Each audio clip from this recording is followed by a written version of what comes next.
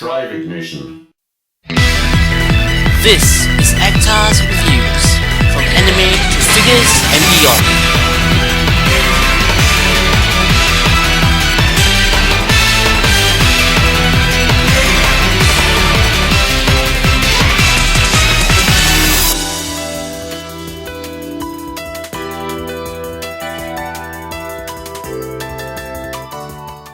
Hey, this is Actar and welcome to another episode of Actar's Figure Reviews. And as you can see, today we're taking a look at the Nightmare Frame Lancelot Albion from Code Geass, Lelouch of the Rebellion R2, Composite Version Ka. Basically, this is the latest figure of the Lancelot Albion to be released by Bandai after their spectacular Robot Damashii version.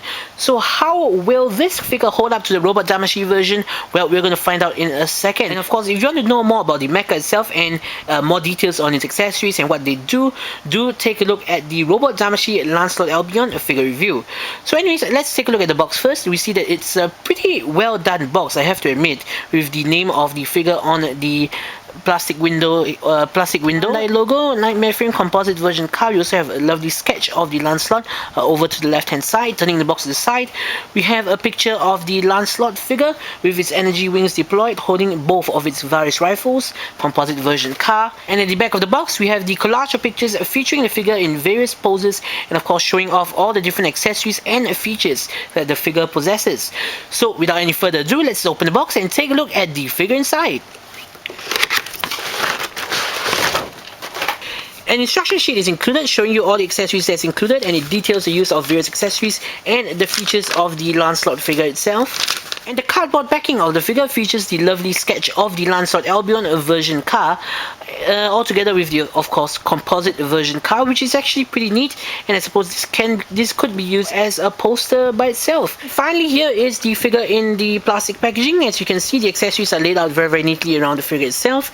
Sadly, one of the various rifles is not in the packaging at this moment. It's completely my fault. I shall explain why that is in just a moment when you take a look at the accessories. The plastic packaging is layered, and at the bottom layer we have the stand along with the folded up energy wings and the energy feathers themselves. And here is the Lancelot Albion Composite Version Ka figure. First off, there have been a number of complaints regarding the quality control or lack thereof when it comes to the build quality and paint applications of this figure. Evidently, people have received figures whose joints are either too loose or too tight, figures that have become broken in package, or figures with sloppy paint applications. Now, while I'm not attempting to deny these claims or to defend the figure I received wasn't that bad. The build quality of the figure definitely is not as sturdy as the Robot Damashii, but it isn't as terrible as the joints are nice and tight. Plastics do feel a little lighter and cheaper, and it doesn't have the weight that the Robot Damashii has, but on the plus side, the design of the figure is slightly different from the animated counterpart and is more intricate and stylized. The Lancelot's new sculpt is superb, but I wish it had the build quality of the Robot Damashii to complement it. Another point of detail to take note of is the great use of translucent plastics. For my figure, the paint applications are nearly perfect without any excess paint or lack of paint.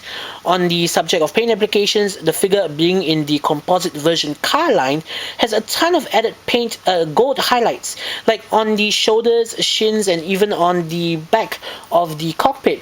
I do admit that the paint applications make the figure look much more regal and chivalric, but I for one am not a fan of them, as I prefer my figure to look as close to the animated counterpart as possible. Features of the figure include an openable cockpit with a seat that's on a gear that will slide out as you open the cockpit. Articulation wise, the head is on a ball joint, so it can rotate left and right and look up and down. Its arms are on a ball joint. It can move forwards and backwards, and it can move in and out slightly at the body itself, and it also has in and out movement at the arm itself. It can rotate at the arm, it can move forwards and backwards at the elbow. It is actually double jointed.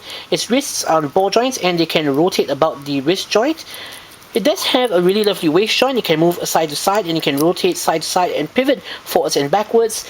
Its legs can move forwards and backwards, can rotate side to side, can move in and out. Its knees can move forwards and backwards, but cannot really move side to side. Its feet are on a ball joint, so it can move forwards and backwards and can swivel side to side.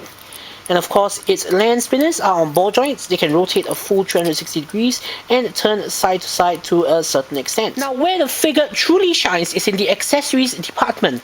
All of the accessories are really intricate in terms of their designs. For instance, while the Robot Damashii has multiple accessories to replicate the various states of the swords, guns, and energy wings, sheathed and unsheathed, powered up or not, spread out or tucked away, the Composite Version Ka requires only one set of accessories to replicate them all.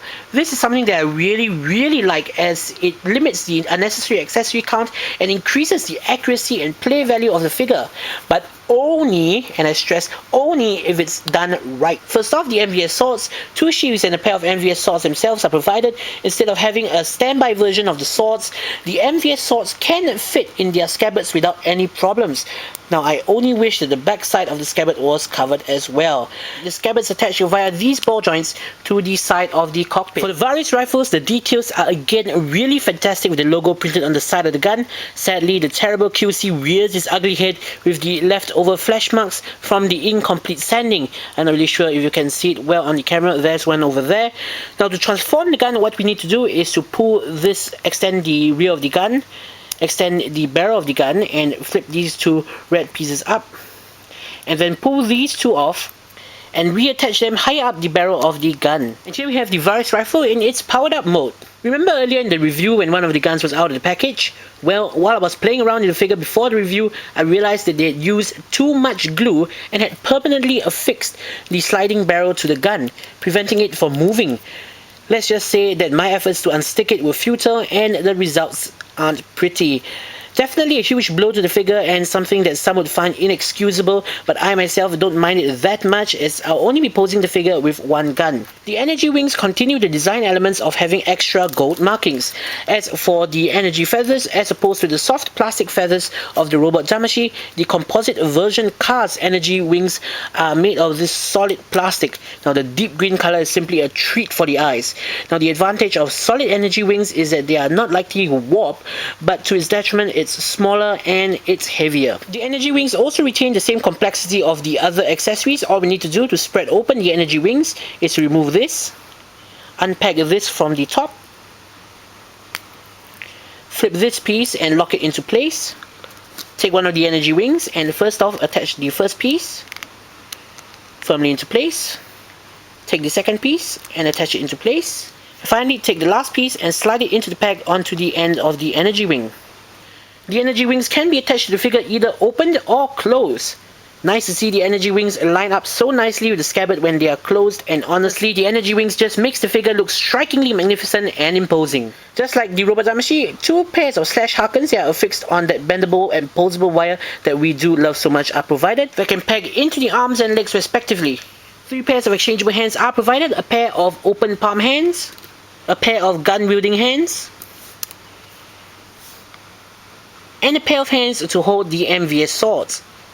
Finally, to assist in posing the figure, a personalized stand is also provided with the name of the series, name of the line, Lancelot Albion, the name of the figure, also the Holy Empire of Britannia, Divisor, the Knight of Zero, Suzaku Kurugi printed on it. Really lovely personalized stand. The stand is adjustable. And finally, pegs into the Lancelot's rear end. Wow, that doesn't look fun.